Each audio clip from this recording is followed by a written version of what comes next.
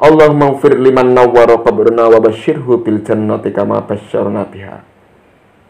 Makanya ahlul kubur, semua ahlul kubur itu banyak yang kamu doakan sedekah.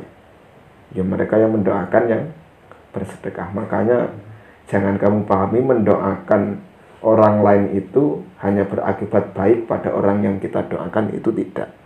Mendoakan orang lain itu sama saja kita mendoakan diri sendiri.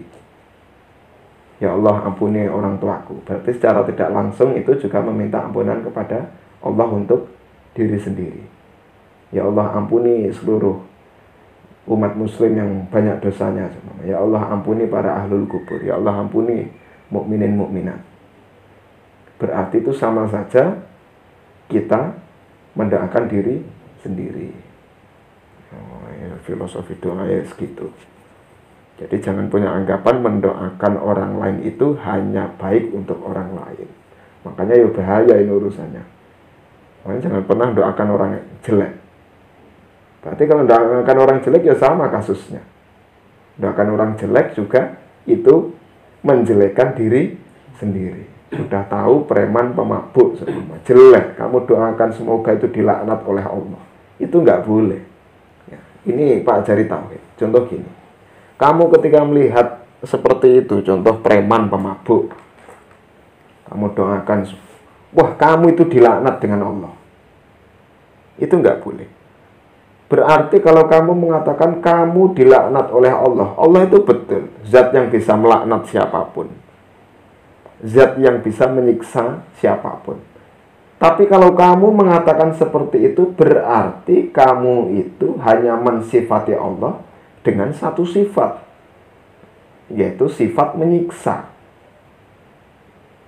Tapi kamu tidak mensifati Allah itu dengan sifat Al-Ghafur, bahwa Allah itu juga punya sifat pengampun. Makanya pada zaman Nabi kan ya viral ada kisah, ada orang sedang sujud, kepalanya diinjak. Setelah kepalanya diinjak, yang sujud itu tadi setelah selesai sujud, selesai sholat berkata, kamu dilaknat oleh Allah. Tapi justru ucapan orang yang tadi melakukan sujud itu Allah tidak suka. Karena perkataan orang tersebut, orang yang sujud tersebut, hanya mensifatinya dengan satu sifat, yaitu sifat Allah bisa melaknat siapapun, tapi tidak mensifati Allah itu punya sifat Al-Ghafur. Nah, yaitu pentingnya ilmu tauhid yang seperti itu. Makanya kenapa hidup itu harus dituntut husnuzon itu ya seperti itu. Contoh di Karimun sendirilah, di Karimun itu. Kamu kemeral contoh. Melihat orang Cina-Cina amoy-amoy pakai baju setengah tiang, celana setengah tiang. Itu kalau kamu hanya mensifatinya itu hanya sifat jelek, tanpa kamu mengontrol pikiranmu berpikir bahwa Allah itu punya sifat Al-Ghafur atau Al-Huda, petunjuk, punya sifat petunjuk, punya sifat pengampun, maka perasaan kamu itu ya jelek terus. Coba kalau seumpama kamu ambil sisi husnuzon saja, itu perempuan pakai baju setengah tiang, coba dihusnuzoni saja, mungkin jaketnya tertinggal, itu kan enjoy. Atau mungkin celananya dijahit belum jadi, sehingga tidak sampai mengeluarkan kata-kata laknat. Karena yang hak mempunyai laknat itu hanya Allah. Juga Allah itu punya sifat Al-Ghafur dan Al-Huda.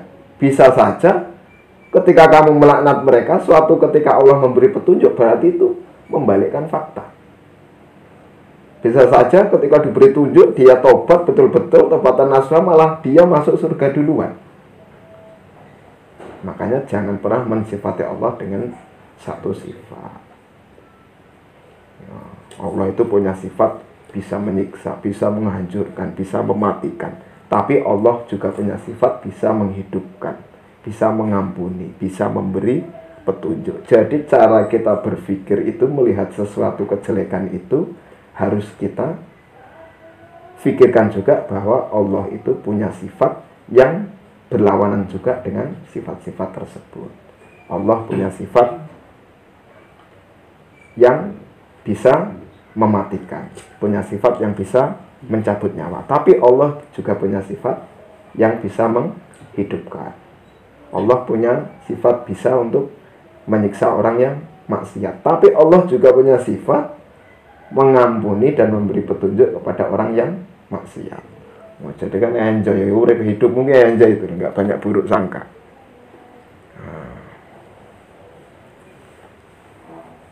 Kalau guru Pak jelaskan dulu ya seperti itu. Pokoknya dengan keadaan seperti itu ya dibawa enjoy saja, nggak usah pikiran yang neko-neko. Karena kalau kita nuruti pikiran yang negatif terus nggak ada habisnya. Nah, nilai orang itu jelek terus nggak ada habisnya. Apalagi di zaman sekarang.